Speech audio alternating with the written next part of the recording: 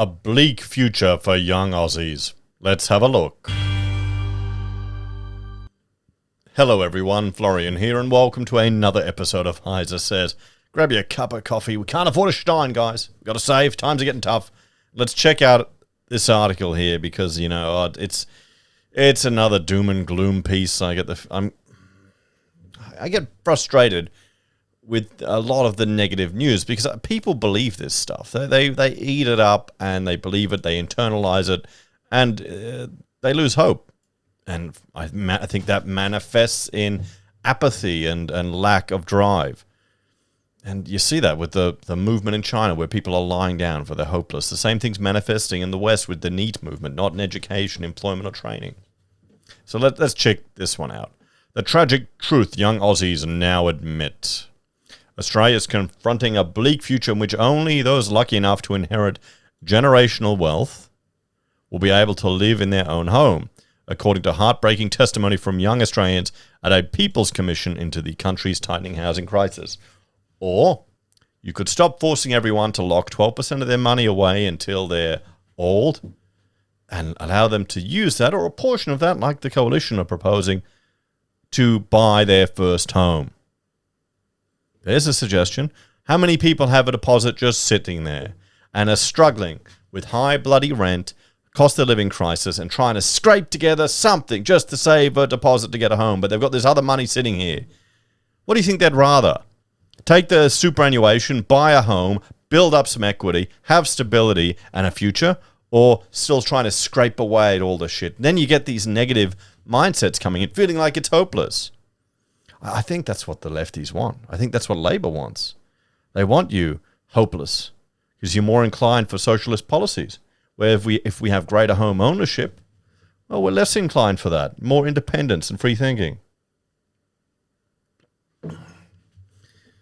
The Everybody's Home Commission heard from 4 young Australians on Wednesday. Did they hear from anyone who was doing really well in property, to get both sides? Who delivered jarring insight into the stress, pain, and instability created by Australia's sharp lack of supply, rising rents and house prices, and overwhelmed support services. Maddie said she had a mortgage on a 2-bedroom apartment with her partner, but the couple could only afford to purchase the property with a deposit from her partner's parents. I feel intense guilt about that, she said. I know that is completely unfair. I think this is just a mindset, the whole West. It's funny, isn't it? I think it's completely unfair. Well, think about it. Think about the previous generations, all the benefits they reaped from the property market.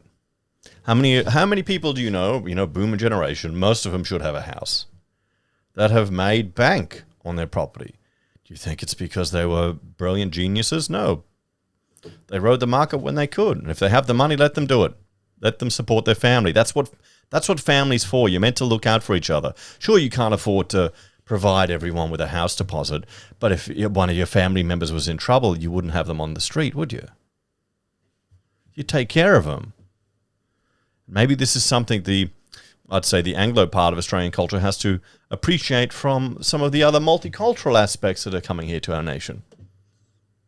Maddie said the crisis was so stark, there was effectively only one way for younger Australians to secure the traditional dream of owning a home: generational wealth. You need to have generational wealth yourself or partner up with someone who does. That's it, she said. So she married up. As a society, we can do better and we must do better. I mean, okay, this is a bullshit statement, honestly. No. Okay, as a society, this isn't what we're driving for. As a society, we're constantly voting in policies and legislation requirements that drive up the cost of housing. Look at our fruit and veg. Notice how expensive they've gotten. Everyone's blaming the big supermarkets. Sure, they're bastards. That's given. But remember when the legislation changed regarding compensating fruit pickers? Remember that? Why is that not talked about? I wonder. The commission, co-chaired by former Labor Senator Doug Cameron, is designed to lift up a national conversation about the housing crisis and its impact and what can be done to fix it. The commission is conducting 4 hearings on Wednesday focusing on families and housing stress, the future of young Australians, how working class Australians are navigating the crisis, and how older Australians are bearing up under the crisis. Imogen, now 24, told the Commission how she had left home at 14 to escape family violence and travelled to Melbourne, where she experienced homelessness and couch surfed to get by. I was terrified in the middle of the city, she said. I didn't know Melbourne well. I was really unsure if I was going to make it there. Tyler, who identifies as queer, said overcoming the housing stress young Australians faced was more than an issue of accommodation. It also included learning essential life skills such as cooking nutritious food. Okay, I mean, this has got nothing to do with the housing affordability crisis. This has got everything to do with lack of support for people escaping dangerous families.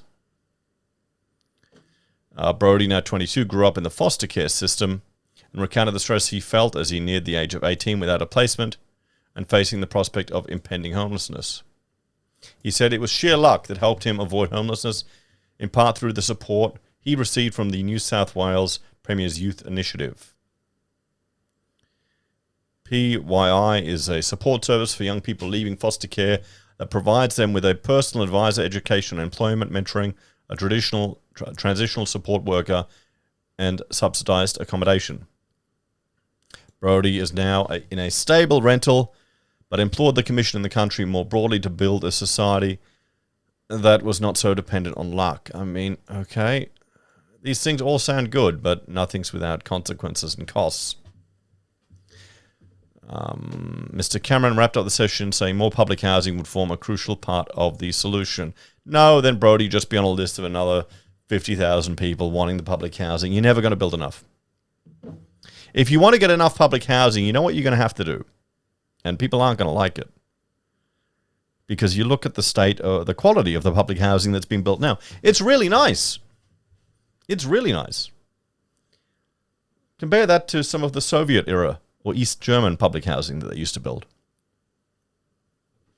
Or even in the UK, some of the little 2-bedroom apartments or 2-room apartments. You could churn them out pretty quick at a very high density, build it right near a train station, have public access to it. Why not? Where if you look at some of the... I went to some of the crisis accommodation that they have here in the city. Huge, very large floor areas. And it's a lot of these other requirements that we have now and the expectations that we have now. Look at the Salvation Army, what they used to do. They'd hire warehouses and have people just in bunks. That would stop homelessness. For me, what continues to come through having housing predominantly based in the private rental market is quite a problem, he said. There needs to be more community and public housing to give people options. No, there needs to be more housing to give options. You've given us some real big insights into the issues. Fundamentally, we need to deal for young people. Fundamentally, they are the same for everyone. So what is this the whole article? Tragic truth, Aussies must now admit what? Okay, and they're warning Centrelink about, if they won like $100 on Powerball to report it. Oh boy, you got to love Australia, don't you? And there'll be someone dobbing someone in about this. So let's have a bit of a chat about this one, guys.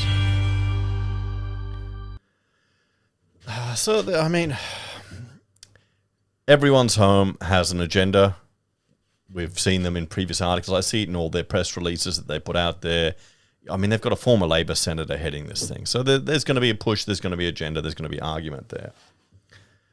But, more social housing are not going to help these people. It's going to be charities and other organizations that help these people in need.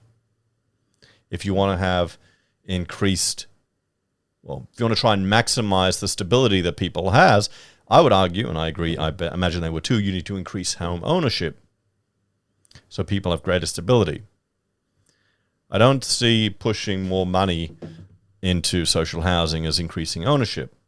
I'd lean back to the argument allowing people to use access to their own funds. What do you think, everyone? Let me know your thoughts on this one, and I'll see you next time.